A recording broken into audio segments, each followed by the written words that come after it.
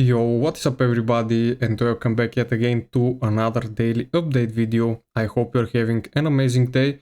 Currently it is Wednesday, and let's get right into the charts, as Bitcoin is right now losing the weekly pivot, as you can see right here, and we are testing for a fourth time in a row the value area low of this particular macro range right here that we have. Also, you can see we are still below the moving averages. So the last time Bitcoin started trading below the moving averages, the biggest dump came, as you can see, another 20% after already dumping like 16-17%, you can see right here. Then we started trading like we are right now, slowly below the moving averages right here, and then we had another push towards the downside of around 24%, you can see right here.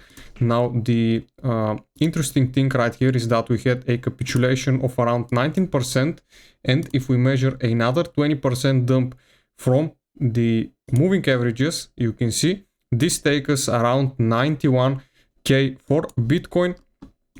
And this is basically if we draw a Fibonacci retracement from this low right here towards the all-time high, you can see around $94,000 is sitting our Fibonacci golden pocket ratio, which is basically where this dump is going to take us down to, as you can see right around here, between $94,000 and $92,000. So this range, in my opinion, is the most important price level that we want to be keeping an eye on if this downtrend right here worsens.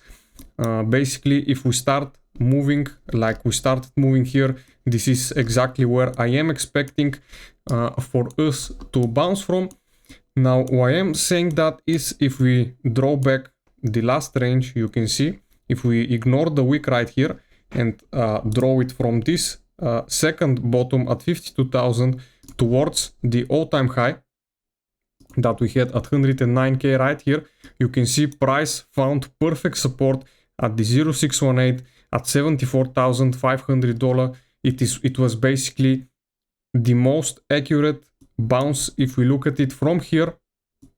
And if we as I said, if we measure a Fibonacci retracement from this low towards our high, you can see the next golden pocket ratio falls exactly at this level. So $94,000 to $92,000 would be very important level to keep your eyes on. Basically, I am expecting for this to happen and that we get the big bounce at this particular level, because price would then be you can see if we measure from the top towards down here, that would be $33,000 or 26% of a price change correction, which is, in my opinion, very possible for Bitcoin to bottom out after such a price change. You can see right here we had $35,000 correction, basically 32%. The percentages are different because this is price was lower than it is right now, but basically you can see towards $92,000 the price change is 26%, is right around $33,000, which is a deep correction. The stock market is, however, doing all right, though for now. We have not had any new events from the US president. Basically, we did not have another tariff updates from Trump.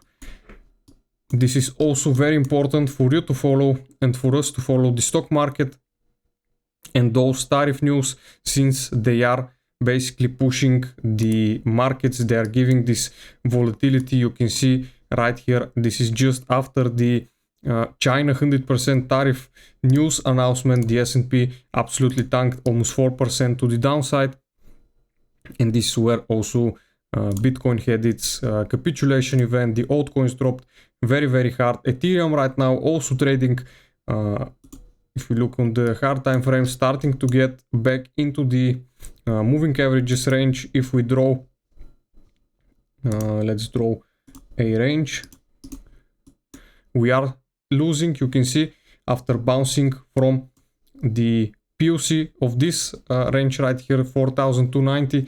Right now we are starting to trade below it, and we also lost the value area low of this range. So potentially we can retest this bottom right here if price does not find a support on this moving average right here. Solana also currently below $200. So this is very simple TA, guys. Basically, I am looking for the daily moving averages. As you know, also something very interesting, the weekly moving averages is sitting around 97, and the next one is sitting at 84,000. So this is also very interesting level for us to potentially get a bounce from. So we might also bounce from the moving average right here at 97, 98,000. But as long as we get that weekly close looking like this, then it is possible that we get another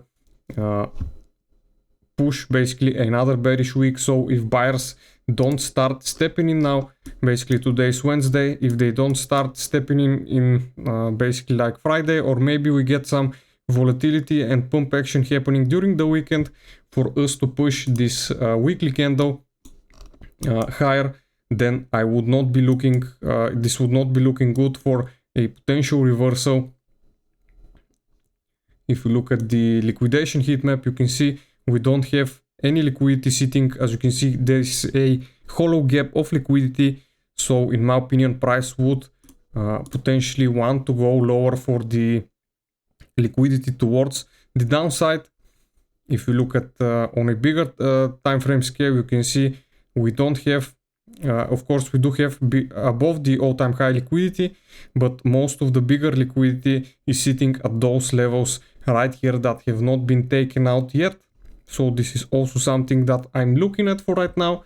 The ETF inflows, I think we did not have a red day for today, but BlackRock sold 30 million. The other ones bought, which is very interesting to see, but we do have overall 102 million of ETF inflows, which is nice. Fear and Greed Index once again starts dropping into that fear zone. You can see we were last month, last week and yesterday in that neutral, but right now we started dropping in that fear zone again. Long versus shorts ratio, of course we do have more sellers in the market. As of today, you can see funding rates are flipping positive, which might change soon, as you can see. And also tomorrow we should have had the PPI data, but as you can see, it is even removed from the news calendar since the US government is shut down at the moment. So no news tomorrow. Basically, so the volatility potentially would be going low, or we are going to continue grinding lower towards the downside. And I think this covers it. Let's just look at the Bitcoin dominance. Bitcoin dominance on the weekly, on the daily. On the daily is looking like it is going to potentially reverse. The moving averages are curving up. So if we start seeing Bitcoin dropping and dominance pumping, then we are going to be seeing altcoins start getting cheap again. The dollar still in these moving averages, the moving averages starting to potentially also curve up. So if the dollar starts pushing hard, this is also going to weaken Bitcoin. Gold, I think we did see another all-time high for gold, guys.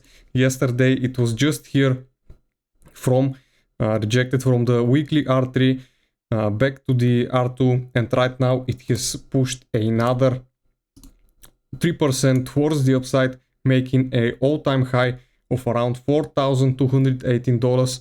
This is pretty insane. Gold has been performing very nice, as you can see, for the year to date, basically since the beginning of the year, 59% to the upside for gold. And since it is in price discovery, it is very hard to call a top for gold, but in my opinion it is going to be topping out by the end of Q4.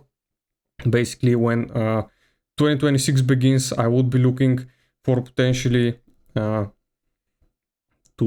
sell some, basically take a position short on gold coming into the next year if it starts showing weakness and signals of topping, but as of right now, in my opinion, this parabolic move can potentially continue a couple of percentages more. And I think this covers it for today, guys. I hope you liked the video. Subscribe for my channel, follow me on X, and I'll see you again in the next one. Bye.